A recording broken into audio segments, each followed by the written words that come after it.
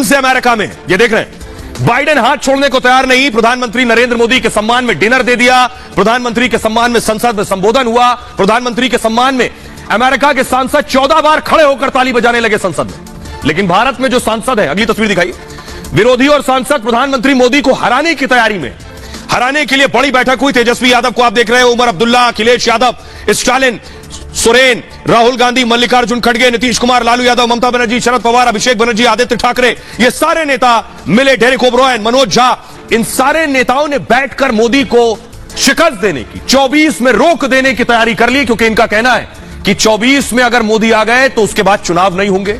मोदी को रोकने का पूरा खाका तैयार कर लिया है। देखिए रिपोर्ट।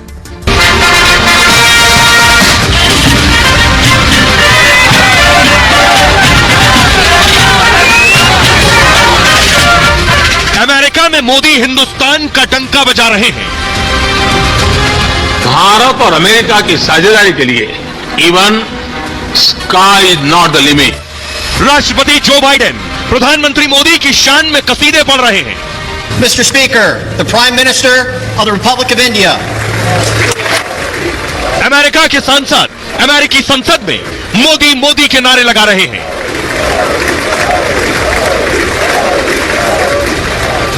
लेडीज एंड जेंटलमैन, नमस्कार।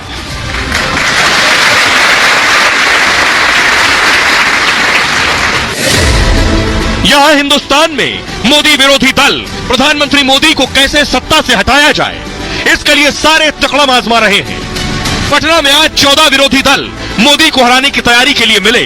मोदी विरोधियों का बस एक एजेंडा था, मोदी हराओ, 2024 में मोदी ना आने पाए।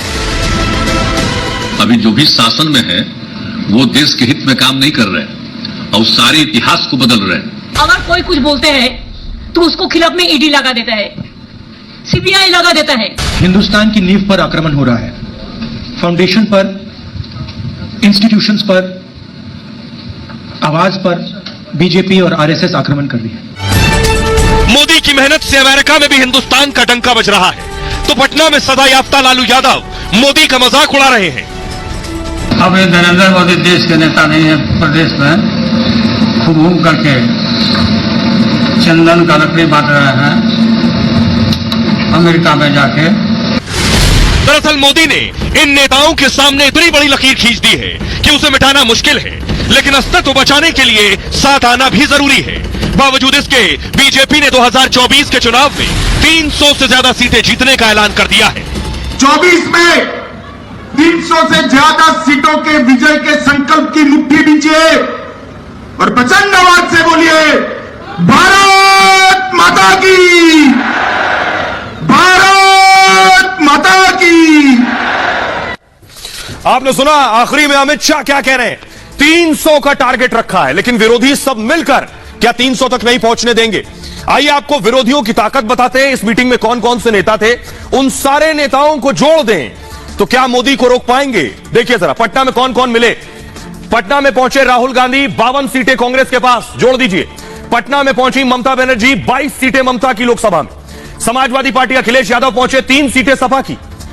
उद्धव ठाकरे पहुंचे, 18 सीटें उद्धव की, लेकिन अभी 18 बची नहीं है पूरी, क्योंकि शिंदे वाली शिवसेना में बहुत से सांसद आ चुके हैं। नीतीश कुमार की 16 सीटें जेडीयू की इस बैठक में थे। शरद पवार इस बैठक में थे, 4 सीटें उनकी। तेजस्वी यादव इस बैठक में थे, उनके पास कोई सीट नहीं है, 0। आम आदमी पार्टी का एक सांसद है, अरविंद केजरीवाल भी थे, स्टालिन भी थे। डीएमके 23 सीटें लोकसभा की डीएमके की जोड़ दीजिए। उमर अब्दुल्ला थे, नेशनल कॉन्फ्रेंस के नेता, इस बैठक में 3 उनकी जोड़ दीजिए। महबूबा मुफ्ती के पास कोई सीट नहीं लोकसभा में, 0। हेमंता सोरेन थे, जेएमएम की 1 सीट जोड़ दीजिए।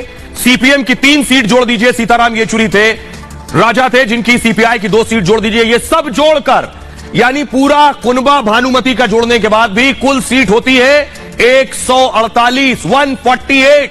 सरकार बनाने के लिए चाहिए 273। कितना पीछे अब आप समझ सकते हैं। लेकिन वोटिंग परसेंटेज देखिए जरा इन सबका। वोटिंग परसेंटेज मैं इसलिए कह रहा हूं कि ऐसे बीजेपी प्लस के पास 352 है, इनके पास 148 है सीटें। वोटिंग परसेंटेज देखिए, बीजेपी प्लस के पास है 45% वोट शेयर, कांग्रेस का लगभग 9% वोट जोड़ दीजिए। टीएमसी का 4.28%, समाजवादी पार्टी का लगभग 2.5% वोट लोकसभा में, उद्धव का लगभग 2% वोट जोड़ दीजिए, जेडीयू का 1.45% वोट, एनसीपी का 1.38%, आरजेडी का लगभग 1% वोट, आम आदमी पार्टी का 0.44% वोट। ये लोकसभा का वोटिंग परसेंटेज है।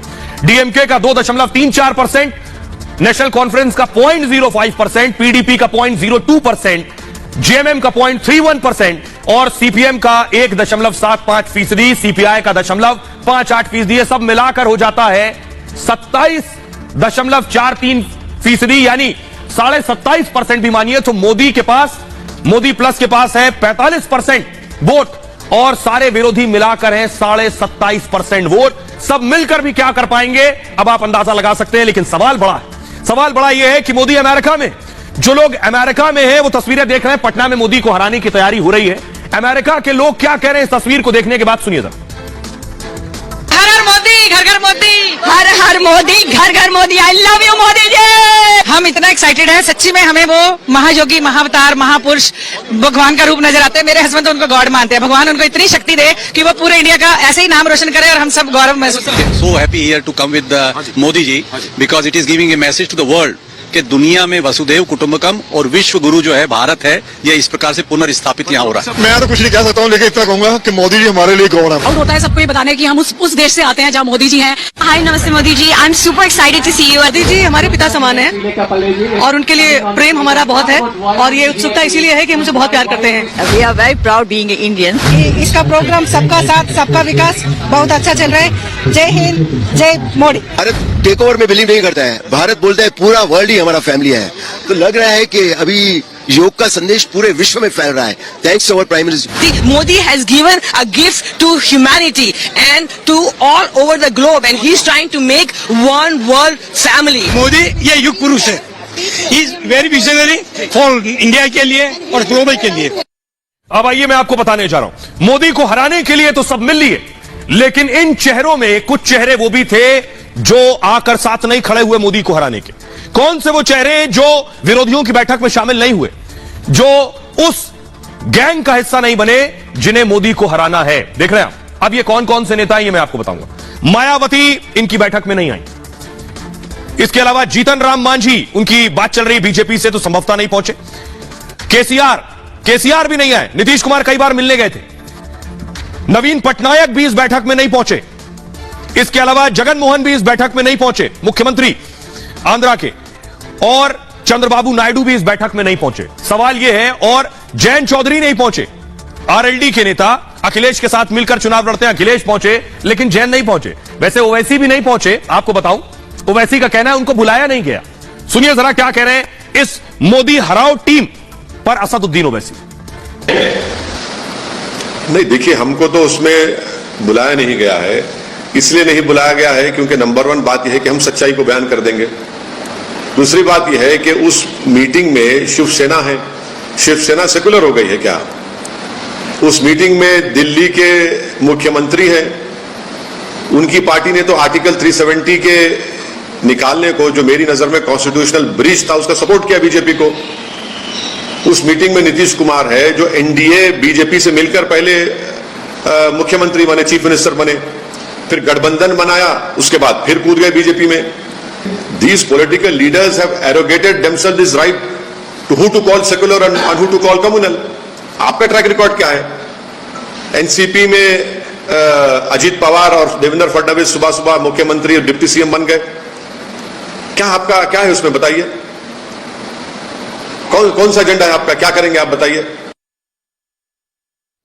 तो आपने सुन लिया असदुद्दीन ओवैसी को। ओवैसी कह रहे हैं मुझे अछूत समझते हैं, मुझे नहीं बुला रहे हैं। कह रहे हैं आप सेक्युलर नहीं है भाई, आपकी पार्टी का नाम AIM है। तो वो कह रहे हैं उद्धव ठाकरे भी उसी कैटेगरी में फिर आते, उनको क्यों बुलाया? अब मैं आपको बताने जा रहा हूं, मोदी को हराने के लिए विरोधियों ने फील्डिंग लगा दी है। देखिए जरा, अब मैं आपको ले आया हूं क्रिकेट ग्राउंड में। ये क्रिकेट ग्राउंड दिख रहा है आपको? प्रधानमंत्री नरेंद्र मोदी सेंटर पर हैं, आगे बैट पड़ा है। 2014 से प्रधानमंत्री मोदी बैटिंग कर रहे हैं, 14 से बैटिंग कर रहे हैं। 9 साल से ज्यादा हो गए। विरोधी परेशान है कि बल्ला उनके हाथ में कब आएगा, वो बैटिंग कब करेंगे। अब तक पीएम ने बैट छोड़ा नहीं है, तो विरोधियों ने इस बार मिलकर फील्डिंग लगाई है आउट करने की। अब देखिए क्या कह रहे हैं विरोधी। राहुल गांधी कह रहे हैं हम सब एकजुट हैं, यह विचारधारा की लड़ाई है। हिंदुस्तान की नींव पर आक्रमण हो रहा है। मल्लिकार्जुन खड़गे ने कहा इस बैठक में, मोदी को हराने के लिए जो बैठक हुई, 2024 में चुनाव हम सब मिलकर लड़ेंगे। ममता बनर्जी ने कहा नरेंद्र मोदी को हराना है, इसके लिए सबको कुर्बानी देनी होगी। बीजेपी रही तो 2024 के बाद चुनाव नहीं होगा। नीतीश कुमार ने कहा इतिहास बदलने की कोशिश हो रही है, दिल्ली से बीजेपी की विदाई करनी होगी। शरद पवार भी बैठक में, तो उन्होंने कहा मिलकर चुनाव लड़ेंगे, मतभेद छोड़कर आगे बढ़ेंगे। उद्धव ठाकरे ने कहा हर हाल में मोदी को रोकना है, अभी नहीं रोके तो देर हो जाएगी। लालू प्रसाद यादव ने कहा आज हम सब साथ आ गए हैं, 2024 में नरेंद्र मोदी को विदा करेंगे। उमर अब्दुल्ला ने कहा यह सत्ता की लड़ाई नहीं है, संविधान और लोकतंत्र को बचाने की लड़ाई है। महबूबा मुफ्ती ने कहा सेक्युलरिज्म पर हमला हो रहा है, गांधी के मुल्क को गोडसे का मुल्क नहीं बनने देंगे। तो मोदी को आउट करने के लिए देखिए सबने अपने अपने हिसाब से फील्डिंग लगाई है। अब जरा सुनिए इन सारे नेताओं को। सब लोग एकजुट रहेंगे तो आज बहुत अच्छे ढंग से बातचीत हो गई है और हर चीज के बारे में, कोई भी किसी राज्य के बारे में भी, वहां की सरकार के बारे में कोई एक चुनौती आती है तो सब लोग एक साथ कहे कि नहीं साहब सब लोग रहेंगे, तो ये सब बात हो गई है। अलग अलग विचारधारा के लोग वहां इकट्ठे हैं। एक शिवाजी को मानने वाले उद्धव ठाकरे जी पहुंचे हुए हैं, वीर सावरकर को मानने वाले उद्धव ठाकरे जी पहुंचे हुए हैं और वीर सावरकर को गाली देने वाले राहुल गांधी बगल में बैठे हुए हैं। तो समझ जाइए किस तरह के विचार के लोग वहां पहुंचे हुए हैं। पटना का संदेश यही है आज के कार्यक्रम का कि हम सब लोग मिलकर के काम करेंगे, मिलकर के और देश को बचाने का, देश की जनता को और देश कैसे आगे बढ़े उस दिशा में लगातार हम लोग मिलकर के काम करेंगे, यही संदेश है। देखिए जल्द ही मीटिंग होगी, तारीख नहीं बताया है। इसका मतलब स्पष्ट है कि इनकी जो अभी बैठक है और जैसी सूचना आ रही है अंदर काफी मत विभिन्नता है। अभी तो अपोजिशन का कोई फार्मूला ही तय नहीं हुआ।